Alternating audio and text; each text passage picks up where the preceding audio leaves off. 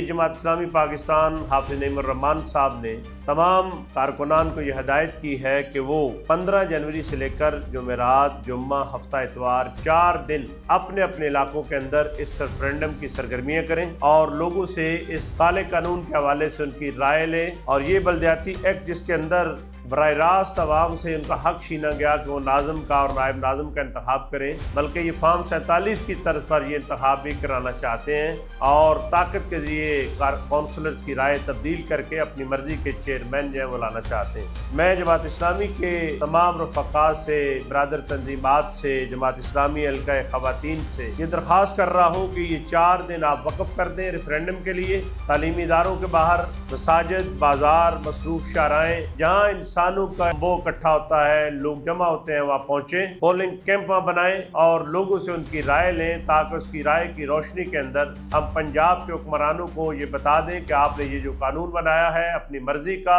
जिसे मोम की नाक बनाना चाहते हैं, उसके खिलाफ लोगों ने ये राय दी है। और उसके बाद हाफिज नईमुर रहमान साहब जब कॉल करेंगे तो जिस असम्बली ने, पंजाब असम्बली ने ये कानून मंजूर किया है, उसके खिलाफ हम भरपूर जो है वो धरना देंगे। तो आप सब भी से इसकी तैयारी करें। मटेरियल इजला के अंदर पहुंच चुका है, हल्का खवातीन तक भी पहुंच जाएगा। तो 15 जनवरी से जुमेरात, जुम्मा, हफ्ता इतवार 4 दिन हम इसके लिए वक़फ़ करेंगे और एक एक कारकुन, एक एक बेटी, एक एक माँ, बहन, बच्चा, बूढ़ा और जवान सब इस मुहिम के लिए अपने आप को वक़फ़ कर दें।